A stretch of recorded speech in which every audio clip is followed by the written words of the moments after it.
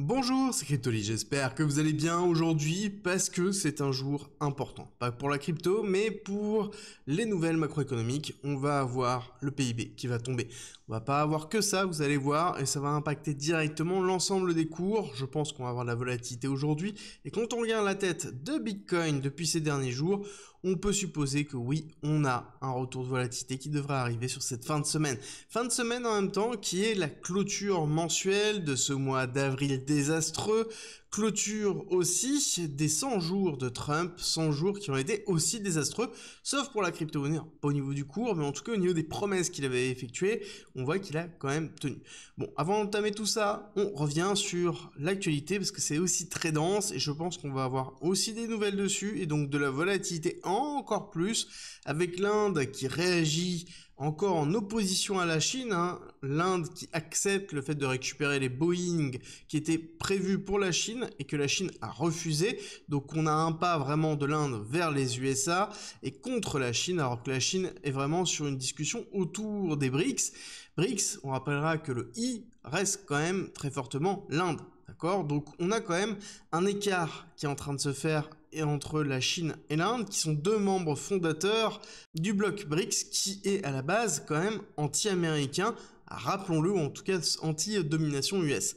En attendant, nous avons Donald Trump qui fait un petit peu marche arrière sur certaines taxes douanières, où c'est compliqué notamment sur l'automobile, mais pas que. A priori, on va avoir d'autres encore annonces de ce style-là dans les mois, jours qui arrivent, et on va avoir forcément une grosse discussion aujourd'hui avec Investing in America. Donc on va avoir Donald Trump qui va vendre ses 100 premiers jours au mandat, c'est sûr et certain, alors que ces 100 premiers jours sont considérés comme étant les pires de l'histoire. Oui, en effet, au niveau des marchés, au niveau de la mise en place, au niveau de sa cote de popularité, globalement, c'est pire de ce qu'on a pu connaître, sauf peut-être pour les cryptos, où en effet, il a bien respecté l'ensemble des engagements qu'il devait avoir. Oui, je suis d'accord, on n'a pas eu la valorisation au niveau du prix en adéquation avec justement les nouvelles qu'il nous a données, mais néanmoins, on a eu quand même les nouvelles qui sont positives, et après, oui, on s'est laissé emporter par la macroéconomie, mais ça, c'est en même temps logique. En attendant, nous avons l'Angleterre qui veut devenir le leader mondial sur les assets digitaux.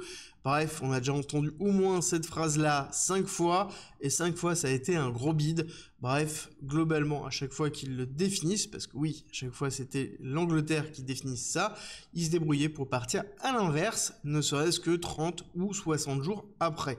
Donc, à surveiller, mais personnellement, je considère que il n'y a pas forcément d'intérêt à aller plus loin, mais on voit qu'il y a un attrait qui revient autour des cryptos au niveau des différents pays, se poser les bonnes questions, surtout qu'on a des grosses nouvelles qui sont tombées sur les cryptos, avec BlackRock qui investit 150 milliards de dollars de Treasury Trust Fund, donc très important pour BlackRock, et on va aller les placer sur quoi? Sur Ethereum, et oui, sous une forme de tokenisation et l'utilisation de la blockchain est en train vraiment de rentrer dans la finance traditionnelle, et c'est ce que l'on attendait, c'est ce que l'on voulait.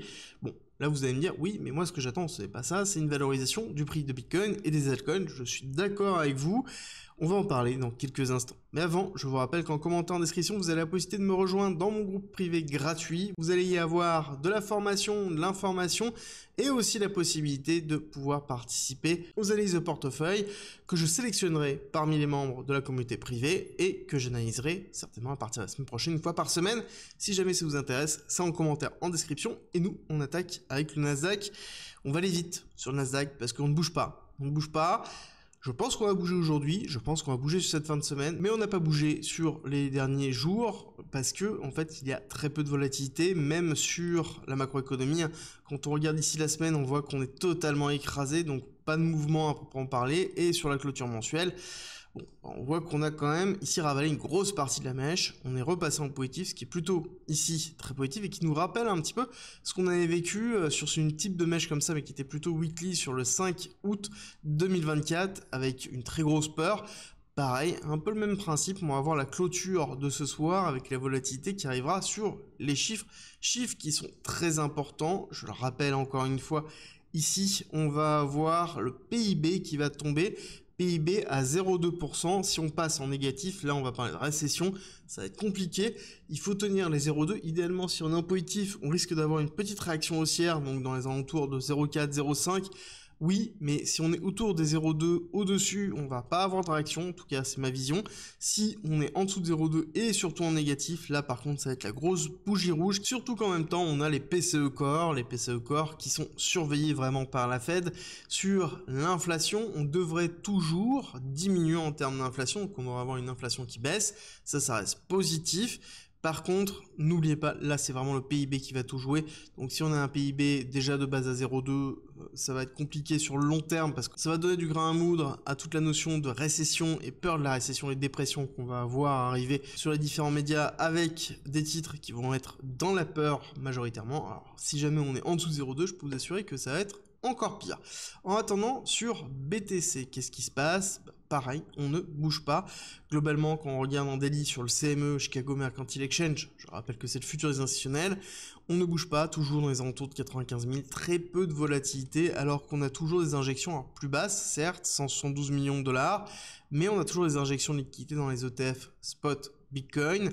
Et là, on arrive dans une phase où, ça y est, c'est en train de se calmer, quelque chose qu'on a déjà connu, hein, avec des phases d'accélération, beaucoup d'injections, et ensuite on se calme, ça temporise, et ensuite on a des réinjections. Donc on va surveiller le retour de la volatilité, parce que quand on a si peu de volatilité, généralement on va avoir un retour. Aussi, ce qui est important, c'est qu'on est en clôture mensuelle. Je vous l'ai dit sur le Nasdaq, mais c'est le cas aussi sur BTC et tous les actifs. Là, on est sur une zone de clôture qui pourrait être très positive, au-dessus de 95 000, idéalement 95 500 pour vraiment dépasser la bougie précédente, vraiment arriver à clôturer au-dessus. Là, on aura un signal très très fort. Et encore une fois, ça va être la volatilité d'aujourd'hui qui va décider de tout ça. Et quand on regarde vraiment court terme, on voit bien qu'on a les 100 jours de Trump, on a bien ici une consolidation du prix, donc avec beaucoup de création de liquidités, et ça se voit aussi beaucoup au niveau des clusters de liquidation, avec des gros clusters dans les alentours des 96 000 jusqu'à globalement 102 000, donc ça c'est les clusters supérieurs qui sont vraiment renforcés. Plus on a zoné ici, et plus on a zoné, on a aussi créé des clusters au niveau des 90 000, renforcer ceux qui sont au-dessus des 80 000, et ensuite on a les gros qui n'étaient plus là globalement, mais qui ont commencé à vraiment se renforcer dans les 76, 74. Je ne pense pas qu'on ira chercher aussi bas, mais on voit bien qu'on a une concentration de liquidité qui est en train de se faire au niveau du cours, et c'est quelque chose qui va appeler le prix à un moment donné. Et c'est pour ça qu'il faut le prendre en considération, le fait d'aller à un moment donné peut-être chercher les liquidités ici pour aller faire un mouvement au-dessus paraît cohérent, et pareil, aller chercher la liquidité au-dessus pour faire un mouvement plus bas paraît cohérent aussi. Et surtout, le niveau de volatilité va dépendre de l'annonce. Plus on va avoir une annonce qui est forte, plus on aura une volatilité qui sera très agressive, une réaction très négative ou très positive sur le S&P 500 et le Nasdaq qui nous emmènera. Mais avant d'avoir ce mouvement-là, pensez bien qu'on va avoir un contre-mouvement, donc c'est un mouvement de liquidation pour aller chercher la liquidité du sens inverse avant d'aller justement dans le mouvement déterminé. Ça va être très important, surtout si c'est en amont de l'annonce. Donc globalement, c'est à peu près 30 minutes avant l'annonce où on commence à avoir un retour de volatilité. Il faudra voir si on le sent aussi nous au niveau des cryptos, mais dans tous les cas ça va bouger, et je pense que la clôture ici du mois d'avril, de ce mois d'avril vraiment compliqué à tenir, en tout cas psychologiquement, va se terminer, et je pense qu'elle va se terminer positivement. En attendant, on aura une autre zone à prendre en considération, ça va être la zone des 100 000. Ne pensez pas qu'on va les passer aussi facilement, je pense qu'on aura beaucoup de rejets, on a beaucoup de liquidités qui se trouvent ici, on a une seule zone dans les alentours des 98 000, on a toute cette zone à retravailler. Globalement, les 100 000 $, c'est une zone compliquée à passer, on l'a déjà vu à plusieurs reprises, et que même si on a vraiment des très bonnes nouvelles, on risque de se faire rejeter plusieurs fois, et peut-être même de se décorréler par rapport au S&P 500 et au Nasdaq, et ça ne serait pas la première fois qu'on ait une décorrélation, notamment sur une hausse. En attendant, nous avons un certain nombre d'indications sur les mouvements qui sont en cours. On a clairement une baisse de l'open interest, donc c'est une baisse des leviers, et on voit une augmentation ici sur les leviers longues majoritairement, et aussi pareil le delta qui est en train de se creuser à la hausse. Ça veut dire quoi? Ça veut dire ici qu'on a une diminution des shorts principalement. Donc on a un rééquilibrage entre les longues et les shorts qui est en train de se faire. Donc potentiellement pas de short squeeze, en tout cas en l'état. ça peut revenir très vite. Donc ici, pour moi, ça va être plus d'abord un mouvement baissier pour recréer du short, puis ensuite un short squeeze. Si la news nous permet de le faire, ça va être vraiment dépendant de ce qui va se passer au niveau du calendrier. Surtout qu'on va avoir vendredi, en plus, le taux de chômage d'avril qui va tomber, donc encore un retour de volatilité. Je pense que là, on est vraiment sur la fin de mois, plus le retour de volatilité lié aux annonces, on va avoir quelque chose qui va faire mal, et ce qui est plutôt en même temps normal. Quand on a aussi peu de volatilité pendant aussi longtemps, et que ce soit sur le S&P 500, sur le Nasdaq, sur le BTC, globalement, ça veut dire qu'on va vraiment bouger sur cette fin de semaine.